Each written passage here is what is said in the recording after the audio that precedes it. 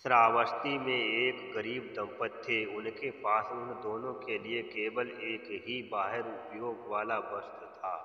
इस कारण उन्हें एक साटक के नाम से भी जाना जाता था।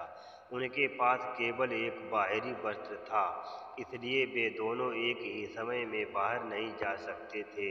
गृहस्थ की पत्नी दिन में तथागत बुद्ध द्वारा दिए गए प्रवचन को सुनने जाती और गृहस्थ भगवान के उपदेश श्रवण करने रात को जाते। एक रात जब गृहस्थ ने बुद्ध का उपदेश सुना तो उनका पूरा शरीर प्रीति से भर गया और अपने एकमात्र ओढ़ने के वस्त्र को तथागत बुद्ध को दान देने की तीव्र इच्छा हुई।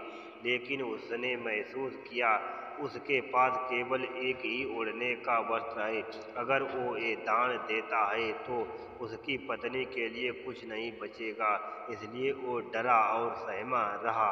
इस प्रकार रात की पहली और दूसरी घड़ियां बीत गईं। तीसरी घड़ी आई और उसने अपने आप से कहा, अगर मैं बहुत दुखी और झिझक रहा हूँ तो मैं स्वयं को चार निचली दुनिया में जाने से नहीं बचा पाऊंगा। और ये कहते हुए कि उसने वो ओढ़ने का वस्त्र तथागत बुद्ध को अर्पित किया, उन्होंने उस वस्त्र को तथागत बुद्ध के चरणों में रख दिया और रो पड़े और प्रसन्नता से जोर से कहा, मैं जीत गया, मैं जीत गया। कौशल के राजा पसेंदी, जो वहां सभा में बैठे थे, ने उन शब्दों को सुना और एक सेवक को सच्चाई का पता करने का आदेश दिया। तथागत बुद्ध को निर्धन गृहस्थ के दान के बारे में जानकर राजा ने कहा कि गरीब गृहस्थ ने कुछ ऐसा किया है जो करना आसान नहीं था और इसलिए उसे पुरस्कृत किया जाना चाहिए।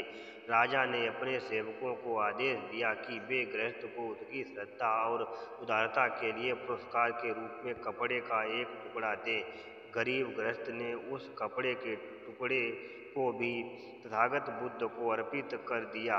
राजा ने उसे 2 कपड़े से पुरस्कृत किया, फिर गृहस्थ ने 2 कपड़े भी तथागत बुद्ध को अर्पित कर दिए। उसे 4 कपड़े से पुरस्कृत किया गया, उसने वे कपड़े भी तथागत बुद्ध को अर्पित कर दिए।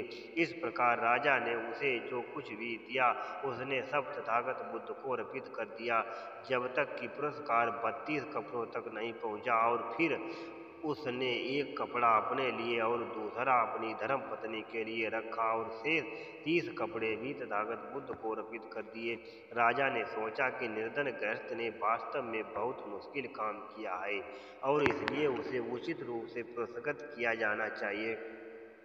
राजा ने एक संदेश वाहक को राजमहल में भेजा, जिसमें 2 मखमली कपड़े मंगवाए, जिनमें से प्रत्येक की कीमत 1 लाख थी, और उन्हें गरीब गृहस्थ को दे दिया। गृहस्थ ने मूल्यवान कपड़े के 2 टुकड़ों का मंडप बनवाया और एक को उस सुगंधित जगह में रख दिया जहाँ बुद्ध आराम करते और दूसरे को अपने घर के ऊपर उस स्थान पर रखा जहाँ भिक्षु को नियमित रूप से भिक्षा भोजन दिया जाता था।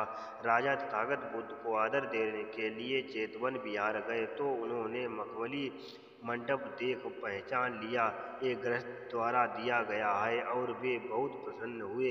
इस बार उसने 7 प्रकार के पुरस्कार 4 की संख्या में दिए, अर्थात 4 हाथी, 4 घोड़े, 4 महिला सेविका, 4 पुरुष सेवक, 4 दूत, 4 गांव और 4000 धनराशि। जब भिक्षुओं ने इस बारे में सुना तो उन्होंने तथागत बुद्ध से पूछा, ये कैसा हुआ कि इस गृहस्थ के वर्तमान में किए गए अच्छे कर्मों का फल इसे तुरंत मिल गया। उनके लिए तथागत बुद्ध ने उत्तर दिया, यदि गृहस्थ ने रात की पहली घड़ी में अपने एकमात्र वस्त्र को दान किया होता तो उन्होंने हर तरह के 16 पुरस्कार दिए जाते। यदि उसने दूसरी घड़ी में अपने एकमात्र बाहरी वस्त्र को दान किया होता तो उसे 8 पुरस्कार दिए जाते। उसने तीसरी घड़ी में वस्त्र की दान दिया, इस कारण उसे केवल 4 पुरस्कार मिले थे। इसलिए जब कोई दान पुण्य कर्म करना चाहता है तो उसे जल्दी से दान पुण्य कर्म करना चाहिए। यदि कोई विलंब करता है तो पुण्य कर्म का फल धीरे धीरे घट जाते हैं। अगर कोई पुण्य कर्म करने में बहुत धीमा है तो वो दान का पुण्य करने में और उसका पुण्य फल प्राप्त करने में सक्षम नहीं होगा और उसका मन केवल बुराई बुराई करने में आनंद प्राप्त करेगा। तथागत बुद्ध कहते हैं, जब आपको पुण्य और धम्म का काम करना है तो सतर्क रहें, शीघ्रता से उस कार्य को करें, मन की अकुशल कर्म से रक्षा करें, सभी अपने पुण्य का फल प्राप्त करें, सभी पुण्यवान हों, सबका मंगल हो।